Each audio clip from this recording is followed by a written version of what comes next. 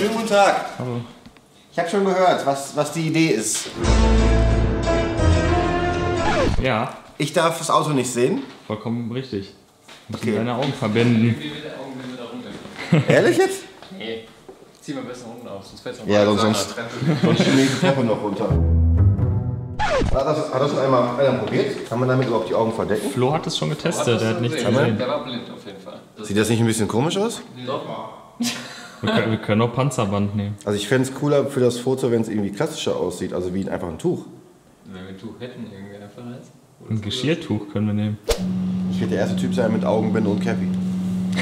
Kannst auch die Brille drüber ziehen, so geil. Ich sehe nichts. Samurai. Das ist gar nichts. So, Nee, ich sehe gar nichts. Fühl ich dich mal hier. Ich habe echt Angst, dass ich irgendwo vorrenne. Nee, du rennst nicht vor. Hat das einen Spoiler? Nee, jetzt hast du noch gut Platz. Hat das Auto einen Spoiler? Das Auto hat einen Ich Spoiler. will das Auto mal anfassen. Du willst es anfassen, dann bist du ein bisschen weiter nach rechts. Willst du den Spoiler anfassen? Ja. Dann musst du nach hinten. Ach, steh ich schon vorne? Du stehst quasi an der Seite vom Auto. Wo ist das Auto? Da oder da? Direkt vor dir. Du stehst frontal auf dem Auto. Du guckst Das ist jetzt auf eklig. die Seite. Was? Ja, eigentlich guckst du jetzt auf die Seite. Okay, gib mir mal Patrick. meine Hand an den Spoiler. Deine Hand an den Spoiler. Okay, pass auf. Ist gar nicht so groß das Auto. Achtung. Nicht groß? Nee, bisschen höher, bisschen höher, bisschen höher. So, da ist der Spoiler.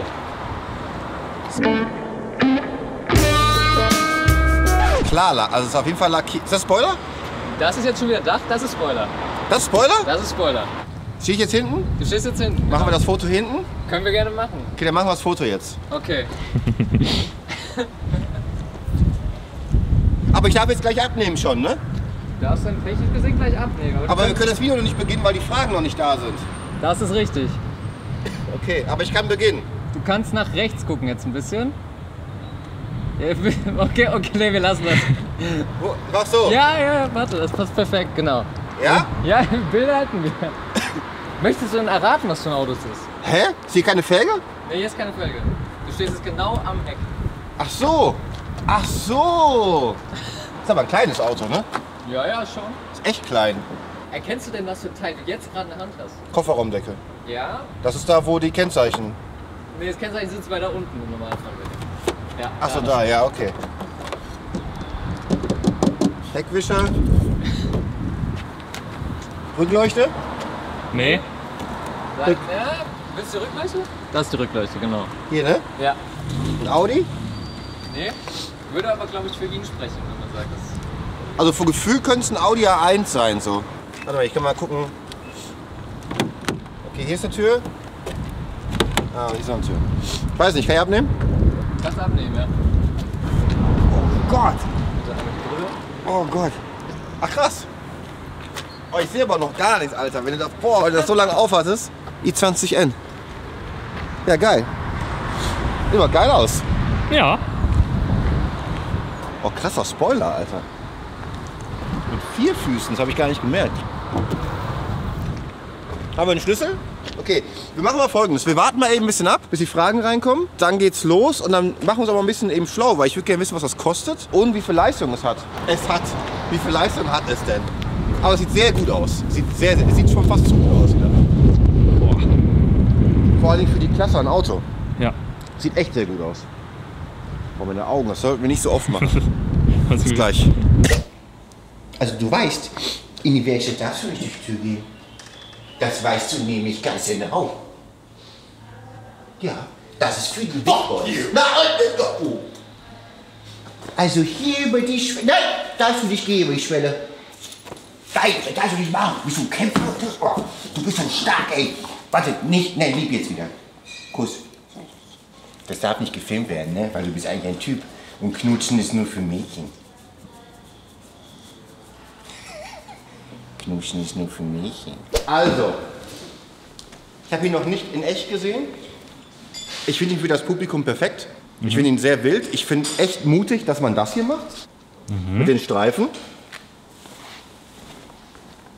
Haben sie aber gut, ich meine, das ist ja nicht kompletter Reflektor, was jetzt da drum geht, ne? Das haben sie so die ein beiden Design-Element. Ja, ich finde aber ganz ehrlich, mir macht Hyundai sehr, sehr viel Spaß. Ich sehe das Auto und habe nicht wie früher so, oh, ein Hyundai, kann ja nur Schrott sein. Das habe ich nicht, sondern ich habe ein sehr positives Grundgefühl, weil die anderen Autos fahren gut, somit wird es auch, denke ich mal, ganz gut fahren. Dann eine sehr starke Designlinie auf der Tür, stärker als alle anderen Hersteller, wie ich finde, in dem Segment. Guck dir das mal an. Bleib mal da stehen. Ja? C-Säule. Baut auf. Und das ist ein mutiger Punkt. Das könnte an einem Lambo sein. Baut auf Oh, jo, das ist, und baut hier wieder ab. Ja, genau. ja, das sieht schon sehr wuchtig aus. Ganz wie ein genau. Auto. Und wenn man mal so die Hände gegeneinander hält, das hat schon Versatz. Ne, das ist schon gekantetes Blech. Und sowas ist sehr, sehr schwer für den Hersteller, weil das hier muss ja ganz genau sitzen wieder. Ne? Das ist wirklich so eine Sache, das sage ich ganz oft in Videos. Aber wenn da die Tür nicht richtig sitzt, schießt dir das die Augen raus. Ne? Das machst du direkt so, das merke ich. Ne? Und das ist schon ein Qualitätsmerkmal. Meinst du, das wird in anderen Farben anders wirken nochmal? Ja. Also, dass das Ja. eher verschwindet oder vielleicht sogar noch stärker wird? Beim grauen Auto kann ich mir zum Beispiel auch ganz gut vorstellen. Ja. Wird wahrscheinlich sogar noch extremer da wirken, oder? Kann ich mir auch vorstellen. Dann finde ich den Grill auch sehr krass, weil Ja. ne, Ungewöhnlich war, dass die dann. das ist aber auch der neue Europäer-Style. Ne? Zum Beispiel beim Urus sind ja nur, wir können mal ein Bild reinmachen, sind ja nur so kleine Dinger, wo die Luftkühler sitzen, so kleine Teile vor. Wie damals war ein Grill gedacht als ein Grill, der soll das schützen. Ist ja gar nicht mehr da, sondern eigentlich ist ja ein Teil des Frontdesigns der Klimakühler. Ne? Wenn die da jetzt einen Stein durchpenetriert und voll in den Kühler wämmst, das ist fast gehopst wie gesprungen. Das ist bei den heutigen Designs. Gucken wir gehen bei zum dem, genau. RS4 mal eben gucken. Ja, ist aber schon. Ja, aber der penetriert ja auch durch, der Stein. Ja, stimmt. Der kann da schon durch. So, No sexual. in den Kühler. Achtung, ich komme. Ja, ich wollte ja gar nicht so viel. Also Genau, wollte ich gerade sagen. Ich wollte gerade sagen, starten ich mal. fange an jetzt zu quatschen, das will ich gar nicht. Von Maya Rahm ist die erste Frage. Wie ist das Tuning-Potenzial, wenn du das Auto jetzt. Der steht gar nicht so schlecht. Also, jetzt haben wir hier 35 Kantenmaß und dass der tiefer ist, also wenn er jetzt 30er oder 30er Federn wäre schon echt wild. Zu viel? Ja, das wäre fast schon zu viel. Also Tuningpotenzial, felgentechnisch zum Beispiel auch. Das ist ja eine 18 Zoll, ne? Ja, das ist ein 18 Zoll Rad. Ja, Wie beim i30N auch. Ich würde eine andere Felge machen, weil ich finde, das Felgendesign ist nicht mein Fall für das Auto. Da kann man da, finde ich, schöner rangehen oder passender für das Außendesign. Weil ich finde, dass diese Speiche hier zu ipsig wird und die hier in diesen Designfugen mir zu wild. Zu wild. zu wild, richtig wild. 20 tiefer, 25 tiefer, selbe Reifen, andere Felge. Ich meine, das- Motormäßig keine Ahnung. Hinten Endrohr finde ich auch schon krass. Würde ich im Schwarz aber auch machen. Aber sonst ist ja Spoiler, ist ja alles dran an dem Ding. Wirklich. Aber ich meine aus der Felge, aber die ist. Also findest du jetzt, wo du sagst No-Go? Ja. Weil das sind ja so Einbuchtungen, wenn man die zum Beispiel lackieren würde. Oder dass die sich Ja, aber minimal dann- abheben, so ein bisschen Du hast recht. Rallye-Style, weiß ich nicht. Bei dem Auto würde ich es mitmachen, weil der Heckdiffuser hat ja auch schon diese kleinen Rotelemente. Ne? Also dass das so kleine Stücke sind. Ja, so. Weil, guck mal, sowas ist ja schon ein sehr filigranes Rotteil. Ne? Bei einem Hersteller ist ja meistens dann immer ganze Linie, ganze Front. Ne? Und hier geht das los mit so einem kleinen Design. Was aber für mich auch so ein bisschen so 90s-Style ist, was ich aber sehr cool finde. Okay. Von dem Heckdiffuser. Tuningpotenzial, ja, sehe ich da. Tiefer Räder, aber sonst sehe ich da echt nicht viel. Also ein Schweller nicht, ein Heckspoiler nicht, Frontlippe nicht. Nee. Ich finde interessant, dass die Rückleuchten zum Beispiel, das war ja früher ein Thema, Rückleuchten zu tunen. Jetzt mittlerweile sind die schon Klarglas. Schöner wäre für mich, wenn das ganze Rücklichtenband in einem Rotton wäre, eins. Ach so, das ist schon heller, das in der Mitte. Also wenn das komplett rot wäre und würde dann durchleuchten. Nächste Frage. Nächste Frage von Raffi.kf. Wie viel beträgt der eingetragene dB-Wert in den Fahrzeugpapieren? Ist ja so ein eine Thema. berechtigte Frage. 74. Das ist aber leise. Das ist leise. Ich weiß nur, es ist ein 1,6er Motor. Aber Innenraum ist jetzt schon krass. Aber kommen ja gleich noch Innenraumfragen. Ja, genau. 74. Ja, ist human, wa? Ja, schon. Ja. Ja, Noch ist was? doch human. Von Crizzle86. Ja. Was letzte Preis? Also, letzter Preis. Ja. N-Performance 26.990. Farbe kostet so zwischen 570 Euro, Navi kostet 1.480. Ich würde sagen so um die 26.000. Was aber auch von Hyundai ein berechtigter wichtiger Move ist, weil sie sich jetzt preislich näher kommen zum Polo GTI zum Beispiel und den anderen Autos. Also jetzt ist die Frage, ob er besser ist oder ob er mithalten kann, ob das alles gerechtfertigt ist. Das ist der nächste Punkt. Aber ich finde 26 als Preis okay. Es ist kein Superschnipp. Ich bin noch nicht gefahren. Nee, das kann man nicht so, das kann man vorm Fahren nicht beantworten. Wenn der gleich Sperren fahrwerkstechnisch wirklich so abgeht, dann ist 26 kein Geld für sowas. Man darf aber auch nicht Kommt auf die Performance an. Ja, die dann voll. bringt. Nächste Frage ist, Ich hab Heuschnupfen. Ja, kommt jetzt wieder. Weißt du, nach dem Regen jetzt wieder die Sonne.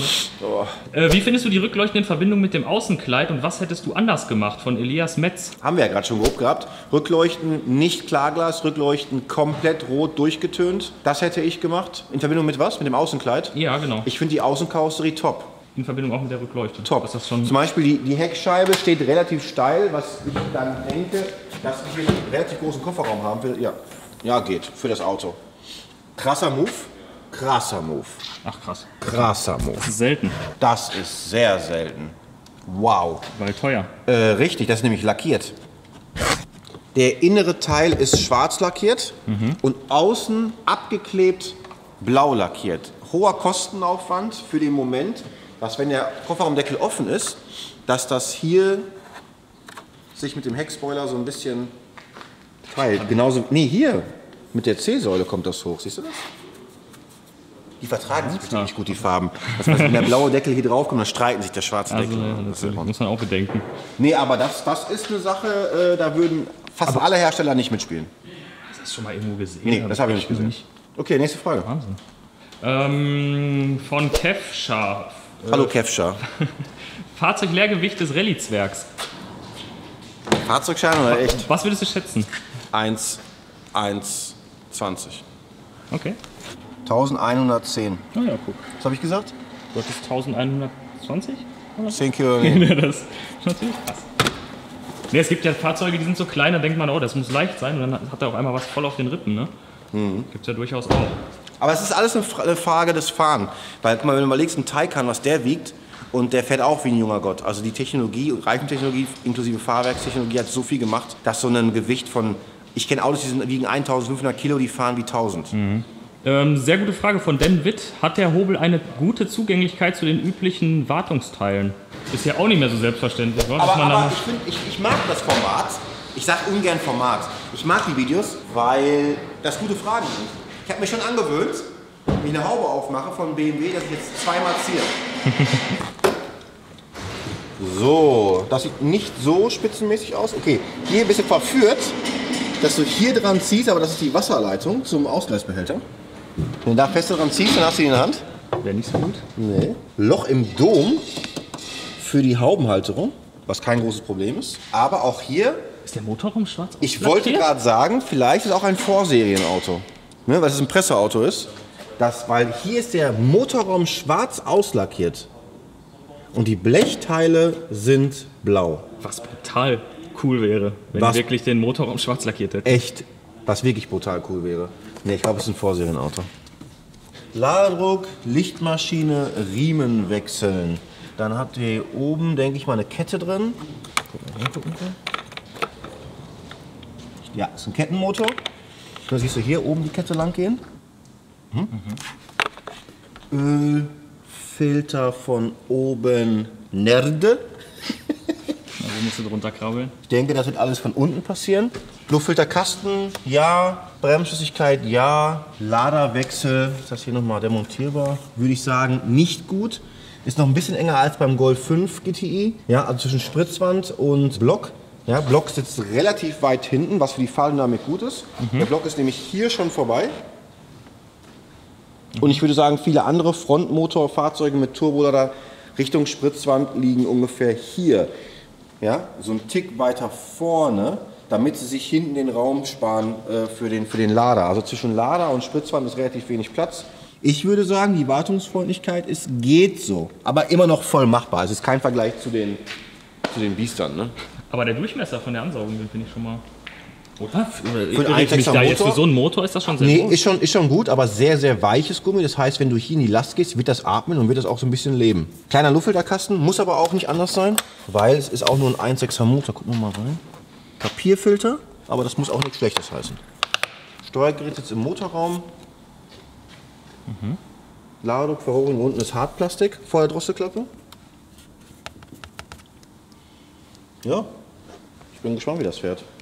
Aber schwarzer Motorraum ist schon krass. Wie würdest du es einschätzen jetzt von der Zugänglichkeit insgesamt? Ein Oder? bisschen Okay. schwieriger, ja. Ein bisschen, für einen 1,6er Motor in der Klasse, für so ein kleines Auto schwieriger. Aber das Ding wird schon nicht langsam gehen, denke ich. Also der Lader wird, glaube ich, nicht so klein sein. Okay, nächste Frage von Mr. Paceman. Geilstes Designelement am Auto, wenn du dich jetzt für eins entscheiden müsstest? Ja, ich mag eure Fragen sehr. Wenn ich mich entscheiden müsste. Das Geilste. Hallo Flo! Hi. Was denn? Was am Lacker? Oh yeah! Er sagt Spoiler-Time. Ich würde das beste Alleinstellungsmerkmal eine Sache darf ich nur. War jetzt nicht in der Frage. Entscheid dich, wenn du zwei hast. Das gekantete Blech auf der Tür. Finde ich ein sehr starkes Element. Also was von der vorderen Tür rübergeht ins hintere, in die hintere Tür. wie Und, das da gekantet ist. ja. Und der Heckspoiler. Finde ich. Ja. Finde ich. Nächste Frage. Ja, nächste Frage. Können wir uns eigentlich schon in den Innenraum schwingen? Polatis-Leon fragt, wie ist die Qualität des Innenraums?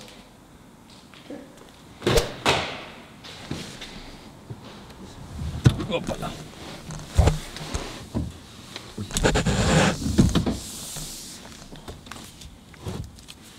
Okay. Hier steht Rev, das ist neu. Das ist ein Vorserienauto. Airbag ist Hartplastik. Ach so, nicht dieses strukturierte. Genau. Das Auto ist noch kein Produkt. Das ist noch ein Vorserienauto, was aber gar kein Problem ist.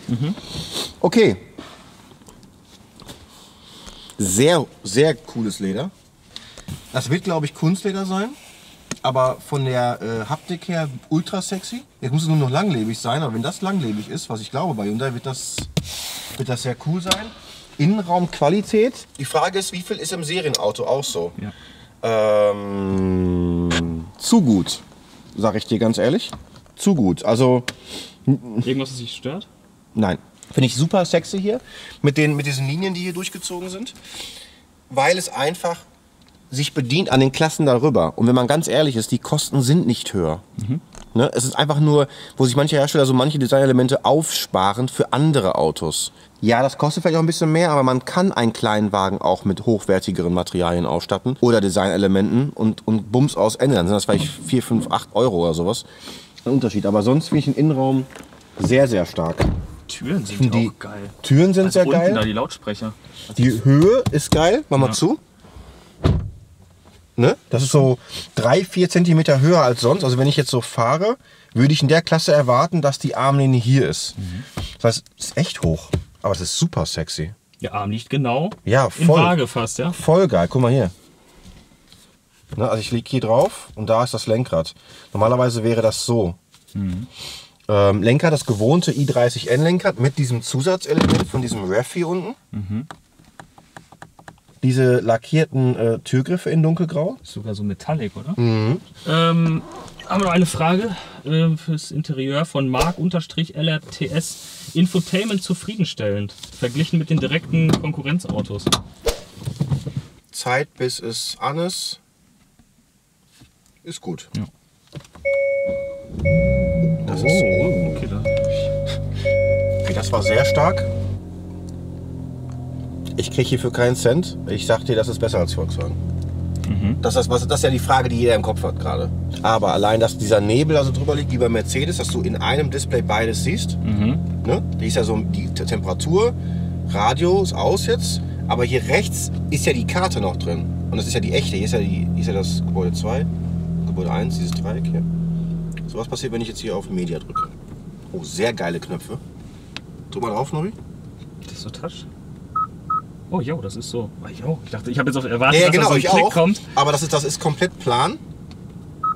Oh, das ist schnell. Das ist schnell.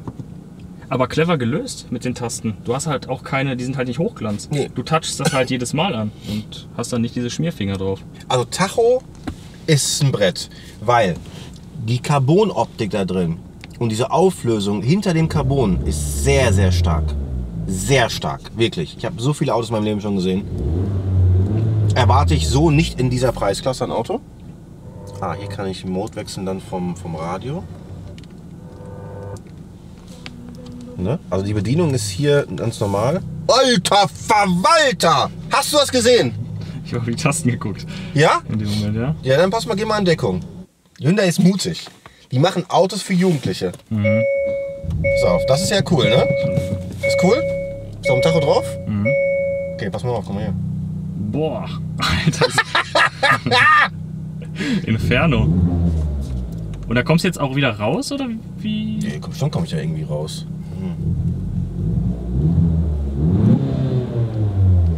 Sounds nicht schlecht, ne? Aber ich kann mir vorstellen, die Frage kommt noch, ne? Weil die Frage ist eigentlich eine Standardfrage. So, aber die Frage war ja Bedienung von dem hier. Wir wollen jetzt hier ins Navi.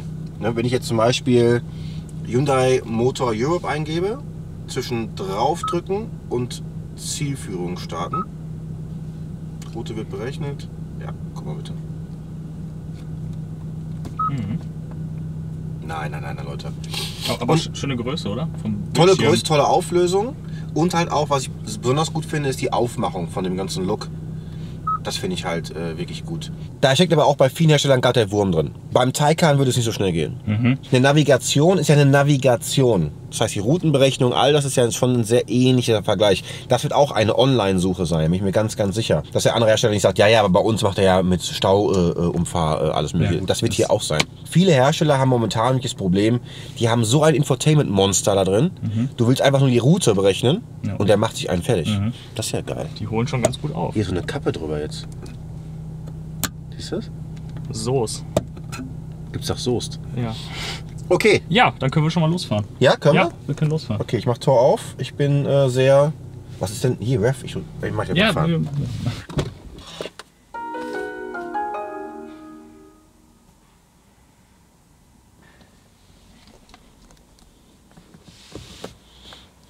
Für das Geld? Okay, ja. Das sind so Momente, wo ich meinen Job wieder liebe. Fahren zu lassen, sehen, ne? Würde ich sagen, ja. Da können wir ein bisschen die Socken qualmen lassen. Aha.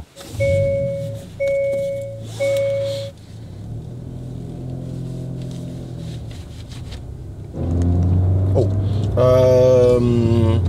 Rückstellkräfte sind für diese Klasse ein Auto relativ hoch. Kann aber daran liegen, dass das Auto relativ viel Vorsprung, relativ viel Sturz hat. Also er fährt wie so ein getuntes Auto. Die Räder stehen nicht so, die stehen so ein bisschen so auf der Straße. Ein sehr sportliches Lenkverhalten. Ne? Das spürst du daran, dass er Kurve will. Werden wir jetzt merken, pass auf.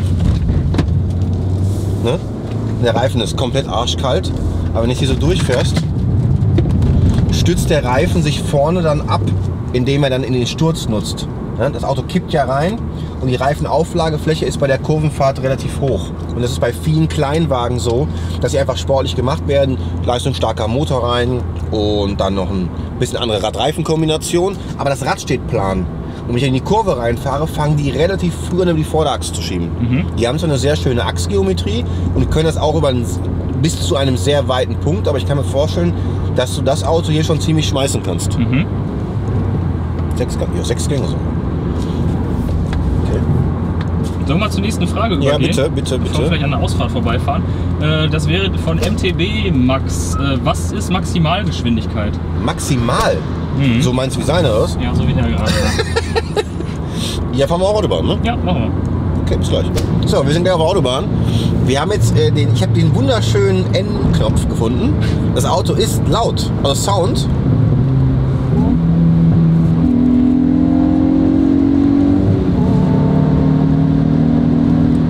Also er wirkt laut. Aber eine Sache fällt direkt auf. Das Auto soll haben 204 PS. Vielleicht fährt man selten 204 PS, aber er fühlt sich nicht an wie 204 PS. Er fühlt sich langsamer an. Also er ist jetzt auf gar keinen Fall lahm, das nicht. Aber wir werden gleich mal messen, die Zeiten, ne? Oder? Ja, also ich denke mal, die Frage wird dabei sein. Ja, wir kombinieren das mit einer anderen Frage, dann haben wir direkt 100, 200 und die Genau, wir sortieren gleich mal durch. Maxgeschwindigkeit. 100, 200 und wollen dann mal gucken, wo wir so tempomäßig bei der aktuellen Autobahnsituation so hinkommen. Was aber sehr krass ist, es ist das gleiche i30N Fahrerlebnis da. Aber die i30N ist deutlich kräftiger. Deutlichst kräftiger. Ist aber auch eine andere Preisklasse. Ja komm, dann können wir noch eben ganz kurz zu der Frage kommen. Wie fährt er im Vergleich zum i30N von Niklas Petrolhead? Wenn du das jetzt schon nach den paar Metern beurteilen willst oder kannst. Das Drehmoment des i30N, die Vorderachssperre, die dann auch erst zum Tragen kommt, weil das Drehmoment da ist. Ne? Wenn wir jetzt hier so durchfahren,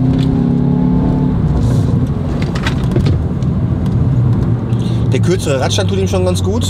Ne? Also das Auto wirkt quirliger. Der i30N wirkt so ein bisschen massiger. Aber die Mehrleistung und die Wumsigkeit ist schon geil im i30N. Wir sind auf der Autobahn, wir geben mal Gas. Ja, also langsam ist das auf gar keinen Fall. Das sind 204 PS. Aber man darf auch nicht vergessen, in welcher Klasse ein Auto wir uns gerade bewegen. Ne? Ja, richtig.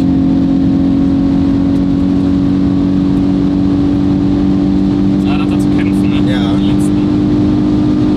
22, und er ist angegeben mit 230 Topspeed. Wir fahren jetzt Tacho 215, 16.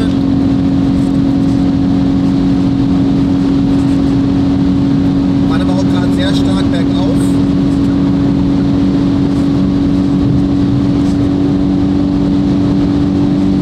So, sind jetzt bei Tacho 230.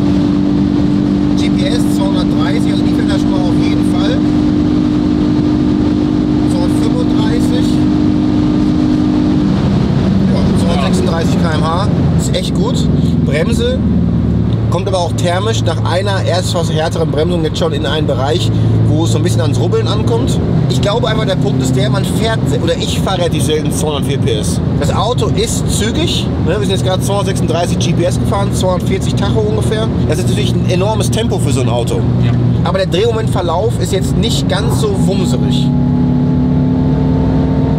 Ja, es ist schon sehr ausgewogen gleich. Ne? Nicht, Ja. dass man jetzt denkt, boah, jetzt schickt Genau, der mich weg. und dann- jetzt muss die Sperre aber in Action kommen. Das heißt, wenn du hiermit auf Zeit fährst, Nordschleife oder was weiß ich was, musst du viel Schwung mitnehmen. Also das Auto wird dich jetzt nicht so mit so einem kleinen Patzer wie so ein i30N retten. Ja. Oh, jetzt kann ich wieder rauspumpen, ne? Sondern du musst hier schon sehr sauber fahren. Bin ich jetzt noch nicht auf Zeit gefahren, dieses Auto, aber das Auto du fühlst es. Dieses i30N gehen hat er auch. Dass das Auto nicht so steril ist. Sondern was dazugekommen ist für mich, du hast eine tolle Lenkung, ein tolles Schaltgetriebe, einen guten Motor. Dazugekommen ist diese digitale Firlefanz, was ich persönlich mag das. Ne? Ja, das ist keine Spielerei, ne? Die Ja, macht das Auto interessanter. Genau, du wächst das Menü, flamm, und das ist das neue Ding. Das war vorher beim i30N nicht. Das ist dazugekommen und ist jetzt ein i20N und kostet deutlich weniger. So kann ich das Feedback geben jetzt von der Autobahn. Ja. Sound ist gut. Sound Ja, ist wäre echt auch gut. die Frage von Pera_U. Hat der Sound? Ja, hat er. Vor allen Dingen für ein OPF-Auto, für 2021 in der Klasse hat er definitiv Sound. Das ganze Soundlevel der Automobilindustrie wird runterkommen. Und dafür hat er ganz klar Sound. Ich bin jetzt den aktuellen Polo im Vergleich noch nicht gefahren, aber ich würde behaupten, dass der leiser ist. Aber es ist auch nicht ein Vorwurf, dass er leiser ist, sondern manche Hersteller suchen ja auch ein anderes Publikum. Ne? Also wo das Publikum halt passend dafür ist. Was ich noch merke ist, das Auto ist so spitz auf der Vorderachse, dass man schon so ein bisschen dran denken muss, dass die Hinterachse Temperatur hat an Reifen. Dass es dich nicht eindreht. Die Traktionskontrolle wird dich immer retten. Ne? Aber wenn du... Oh, hast du gemerkt? Oh! Okay, Das meinte ich nämlich. Der hat vorne so ein Power auf der Vorderachse im Einlenken, dass wir jetzt in der Ausfahrt den direkt quer bekommen haben. Ja. Das heißt, der Reifen hinten muss auf Temperatur kommen. Das Auto erinnert mich an meine VLN-Zeit, wo ich den Scirocco gefahren bin. Da musstest du ganz klar Vorderachse und Hinterachse warm fahren, weil die Vorderachse war so auf Zug und so bissig. So, normalerweise beim Fronttrieb ist alles egal. Du fährst und der hintere Wagen rollt quasi hinterher. Das ist hier nicht der Fall, sondern hier muss vorne und hinten warm sein, weil der so eine hohe Kurvengeschwindigkeit und so ein krasses Einlenkmoment entwickelt, dass der Reifen hinten den Wagen halten muss. Guck mal, alter Verwalt! No! Oh. Hast du das gesehen? Ja, natürlich habe ich das gesehen. 1+, Leute. 1. Einlenkverhalten, höheres Tempo. What? Alter. What? Ich habe das Gefühl, er könnte noch mal schneller da durch. Aber da zeigen sie halt, wo der Frosch die Locken hat. Ne? Also das macht Bock. Ja, nächste Frage. Das war geil. So, ja, genau. Palim Palim 1887. Zu welchem Kfz konkurriert der i20 am meisten? Er konkurriert nicht mit einem Toyota Yaris GR. Das tut er nicht. Ich denke Polo, Fiesta ST, das ist so die Klasse, wo er sich so bewegt. Der Fiesta ST war aus meiner Erinnerung her vom Motor her charaktervoller, aber war im Fahrwerk und im Sound deutlich schwächer. Aber das Drehmoment war, glaube ich, ein bisschen geiler im Fiesta ST. Der Polo ist halt einfach, wie Volkswagen sich momentan entwickelt, etwas steriler. Aber wir können gerne mal einen aktuellen Polo fahren. Das können wir gerne machen als Vergleich. Aber würde ich mir einen aussuchen müssen, würde ich nie 20N nehmen, muss ich sagen. Fiesta hatte 3 Zylinder? Ja, genau. Der hat Der 4 Zylinder. Genau. Gut, nächste Frage von Rolling Benz. Hat der kleine N Reserven für Landstraßen, Autobahn oder ist es eher ein Cityflitzer? Nee, Landstraße 1 mit Sternchen, Autobahn, nein. Autobahn ist nicht sein Revier, das ist nicht so sein Jagdgebiet. Aber Landstraße sehe ich ganz, ganz, ganz stark bei dem Auto und ich sehe auch kleinere Rundstreckenkurse bei dem Auto sehr stark. Ja, ist die Frage, wie er thermisch damit zurechtkommt, aber das sehe ich schon. Gut, alles klar. Nächste Frage von Daniel Kalli. Hat er auch die Zwischengasfunktion? Ja, hat er. Da drückst du hier drauf. Ja, dann wechselt der gleich der Tacho wieder mit Party. So, schick. Und dann, wenn ich jetzt runterschalte, ohne meinen Fuß hier. Hat er. Jetzt geben wir zum Beispiel Gas, 120, 40, 50, 60, 70, 80. Okay, ja, dann Dann fahren wir zu Lassisee. Ja. Hallo und herzlich willkommen auf der wunderschönen Lassisee. Mein Heuschnupfen ist immer noch da, aber er geht. Er geht besser. Er geht nicht weg. Er geht nicht weg. Okay, was machen wir jetzt? So, die nächste Frage ist Machen wir erstmal N-Modus hier. Ja. ist von Klaus 386 0-100 Zeit. Okay. I can't handle it. You can handle it. Ja, dann let's go. So, Werksangabe sind 6,7 Sekunden. Vollkommen richtig. Ich habe mich nämlich gerade schlau informieren lassen während der Fahrt zur Lassisee. Ich mache mal einen Assi-Start, okay? Dann klopp mal raus. Jetzt ist Assi-Level, okay?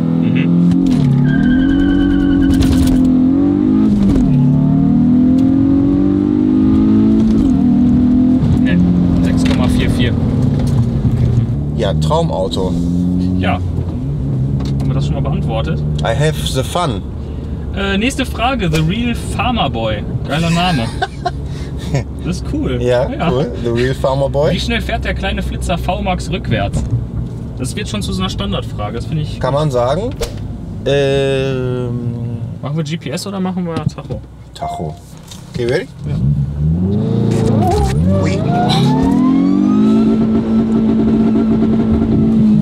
Aber geiler Drehzahlbegrenzer, Ja. ne? Hat er den vorwärts auch so?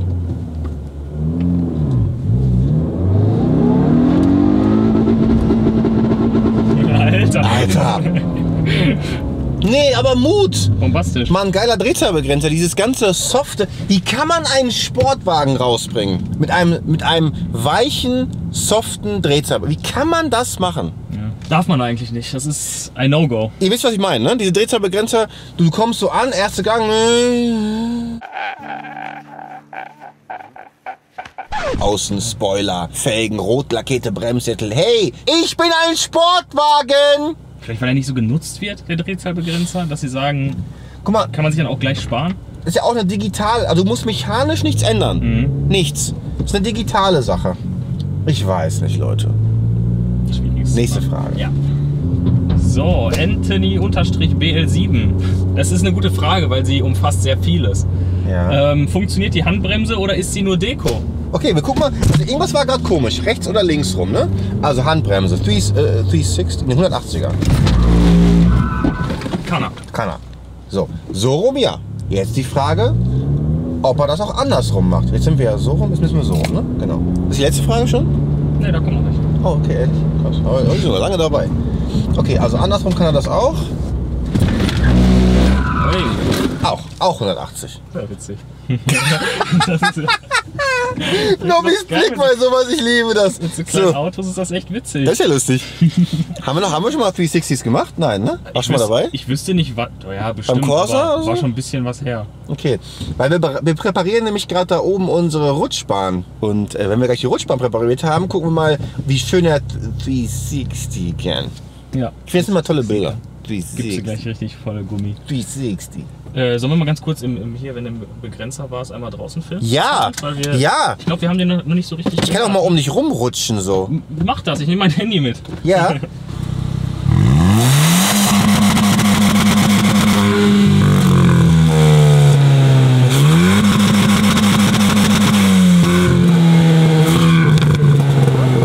Alter! Das sind 74 dB? Nein, das war ja Drehzahlbegrenzer, Digga. Also das wird deutlich lauter sein. Also dB, das werden 74 sein.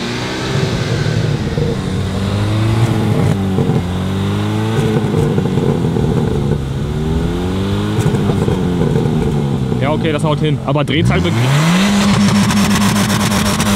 Alter! Hörst du das in? Was da?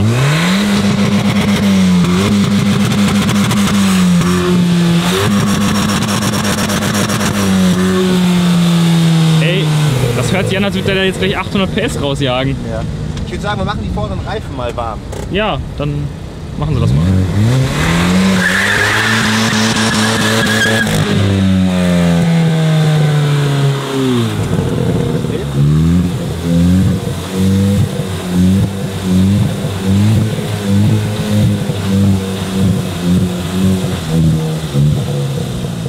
Sexy, ne? Ja, also der Sound hat mich jetzt gerade Aber das, was gepackt. ich meine, bei dem i30N ist einfach dieses Spielgefühl so hoch, oder beim i20N, Ja. beim i30N ja genauso, dass du einfach, also liegt in der Hand und du willst einfach Spaß haben. Mhm. Und es ist einfach wirklich so. Das sind Spaßkanonen. Ja, komm, ja, wie viel kommt denn da raus an Qualm? Das ist eine Menge, ne? Ja, Wir gehen mal darüber zu der Rutschbahn. ja. Okay? Komm mit. Ja.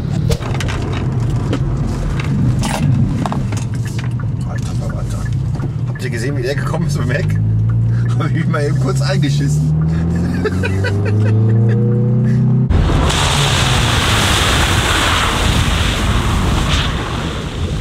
Der Wagen fährt so quer mit nassen Rädern. Aha. Ich kann da vorne in der am ich kann Bord einfach so quer fahren. Ja. Mit dem vorne antriebenen Auto. Pass auf, muss nochmal. erfahren sein.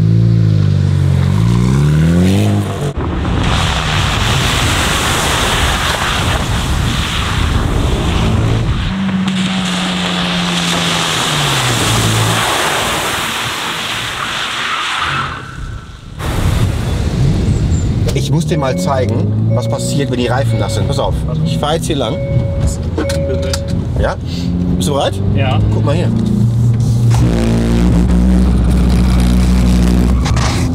Merkst du das? Okay. Das Heck kommt richtig rum. Jetzt fährt man hier so lang.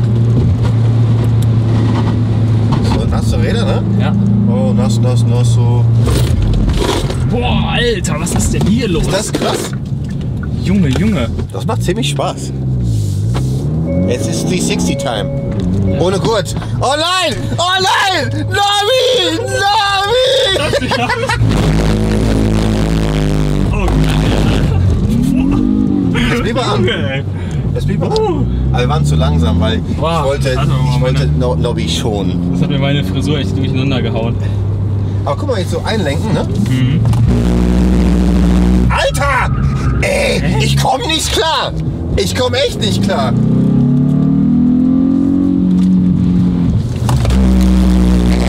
Ey! Was ist das? Was ist das? So ein mutig abgestimmtes Auto kommt an den Jahresrand. Ja, ich weiß nicht hier. Yeah, wie im Film! Schon wieder nicht ausgegangen. Räder hoch! Und nochmal so rum! Und nochmal rum!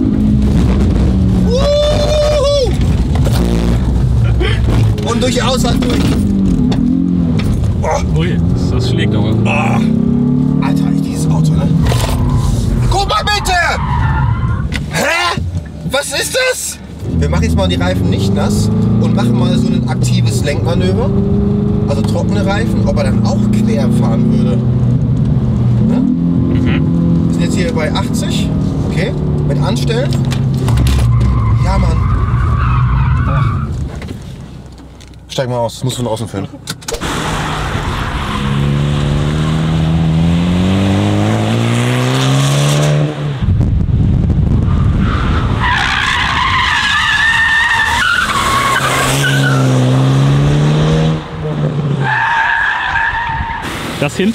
Das hintere rechte Rad die ganze Zeit in der Luft jetzt. Ja, aber ist eigenartig. Also du musst genau das richtige Tempo finden. Ja. Versuch es jetzt nochmal. Weil du kannst ihn wirklich perfekt in den Drift setzen. Du musst halt den Ansteller musst du gut machen. Aber der Wagen ist so bissig, wenn du den Ansteller machst zu weit rechts, kann passieren, dass er abbiegt. Ne, pass auf, ich mach nochmal. Ja.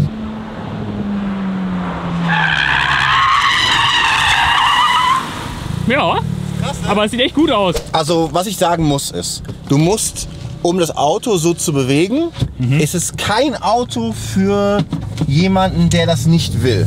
Also klar, wenn du das nicht machst, macht er das nicht. Der fährt ja ganz normal. Wenn du aber Manöver machst, musst du schon ein gewisses fahrerisches Können mitbringen. Weil sonst verkackst es. Ne? Guck mal, ich fahre jetzt hier lang. Ja? Und du ahnst nichts, okay? Bist du bereit? Ja. Das ist schon heftig. Ich hab die Handbremse nicht berührt. Ja, Ich hab nur durchs Lenken. Nur durchs Lenken. So. Bedeutet, dass das Auto, das haben die erzielt durch Radposition und Stabi, ja, und Dämpferhärte. Das Auto ist einfach wirklich, Schritt für Schritt geht die Autoindustrie näher ran, wie ein Rennwagen. Das ist richtig, richtig kranker Shit.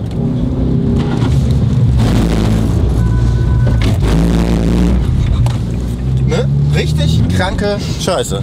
Ne? Guck mal. Ja, da war er wieder am Untersteuern, ne? So beim. Das war halt nicht ganzes Tempo, ne? Aber. So. In die 2, ne? Fährst so.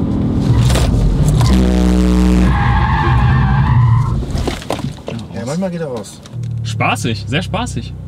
Lange sagen, her, dass ich so viel Spaß in einem Frontantriebauto hatte. Sprachlos. Haben wir noch eine Frage? Dann noch die allerletzte. Okay. Ich glaube, den Namen habe ich schon mal irgendwo gehört. Willst du die Frage vorlesen? Hey yo Flo, schaffst du es im Rollen einmal ums Auto zu dancen? Ghost Ride the Whip. Kennst du die? Im ersten Gang. Okay, pass auf. So, kriege ich aber hin, pass auf. Hey yo Flo, ich habe den Namen schon mal gehört. Ja. Das weiß nicht. Also heißt, ich roll selbst, ne? Also du filmst jetzt hier, ne? Ja, entweder filme ich das von außen oder ich bleib hier sitzen. Nee, du bleibst sitzen. Geil. Ja? Ich auch noch nicht. Bist du bereit, ne? Hast du einen Blick? Ja, ja. Nee.